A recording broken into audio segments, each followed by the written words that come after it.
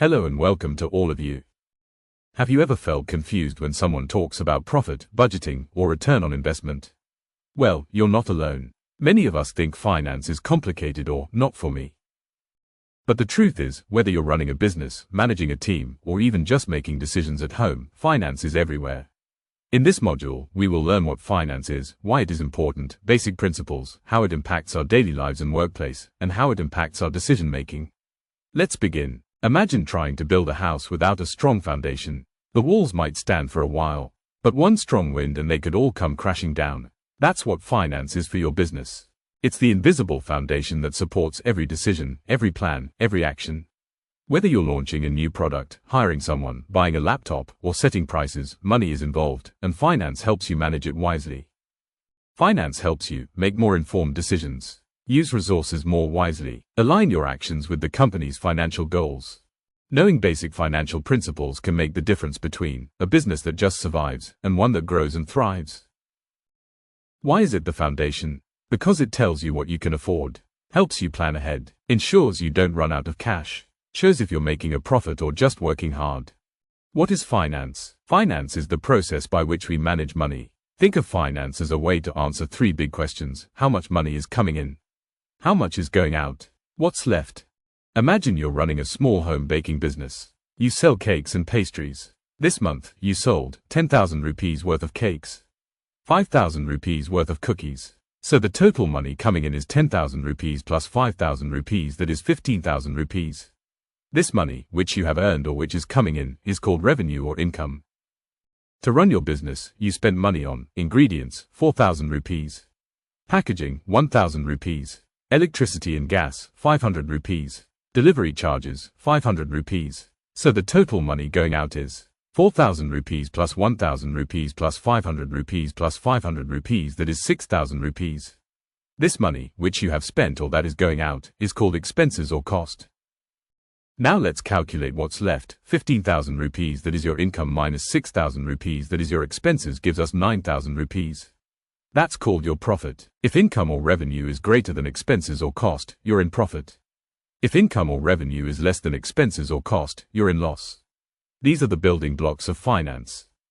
Now let's understand the principles of finance. Finance might seem complicated, but it actually follows just three big principles.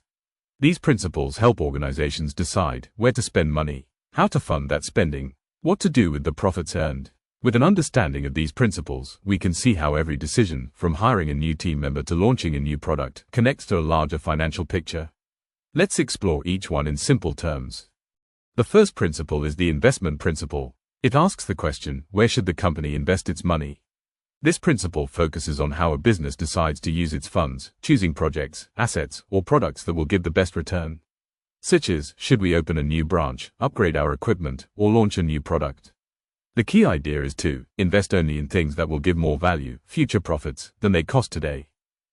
The second principle is the financing principle. It asks the question, where will the money come from? Once a company knows what to invest in, it must decide how to pay for it. There are usually two options. The first is through debts, and the second through equities, such as should we take a bank loan or raise money by issuing shares. The key idea is to find the right mix of debt and equity that keeps costs low and risks manageable. The third principle is called the dividend principle. It asks the question, what should the company do with its profits? When the business earns a profit, it must decide whether to distribute it to shareholders as dividends or reinvest it back into the company to grow more, such as do we give a dividend of 5 rupees per share to the shareholders or use that money to build a new warehouse. The key idea is to utilize profits in a manner that maximizes long-term value for the company and its shareholders. Finance is already a part of our lives. Even if you have never opened a spreadsheet or prepared a company budget, you are making financial decisions all the time. From choosing between saving and spending your monthly salary, or comparing the cost of 2 phone plans or appliances, or paying EMIs or planning for a vacation, each of them are financial decisions. These are personal finance choices, and the thinking behind them is the same as in business: what's affordable, what's valuable, and what's sustainable. No matter what your role is, your decisions have financial consequences. When marketing spends on ads, it directly affects the company's costs and is expected to generate more revenue. That's a financial impact.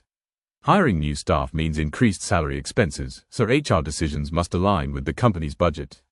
Choosing the right vendor affects both cost and quality, and poor vendor choices can lead to financial losses. When operations become more efficient, it reduces waste and saves money, which improves profitability. Every team makes decisions that involve money, whether they realize it or not. Finance isn't just about numbers, it's about thinking wisely and asking smarter questions. So instead of asking, "Do we need it?" ask, "Can we afford it?" Don't just focus on cost, think about value for money. Don't settle for quick wins, consider the long-term impact. Measure outcomes, not just effort. And always weigh your trade-offs. If we spend here, what might we have to skip? For example, as a project manager, you are choosing between two software tools. One is cheaper but lacks some features. The other is more expensive but can save 10 hours of team time every week. A financially aware person will estimate the value of those 10 saved hours and compare it with the extra cost, and then choose the option that gives the better return over time. Finance helps you move from gut feeling to informed decisions. Without financial awareness, you might overspend the budget without realizing the impact, take short-sighted decisions that look good in the short term but hurt in the long term, ignore unnecessary costs that slowly drain the company's money. Misread reports, or avoid them altogether, depend too much on finance teams, even for simple decisions, fail to justify your proposals because you can't explain the financial benefits. For example, you approve a team subscription for a tool costing Rupee 10,000 per month. It sounds like a small investment, but no one uses it regularly.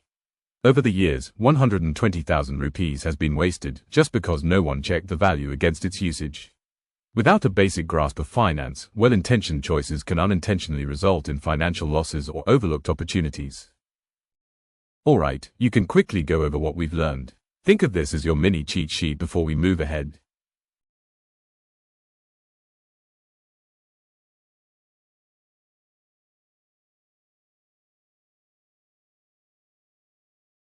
Thanks for being here. See you in the next module.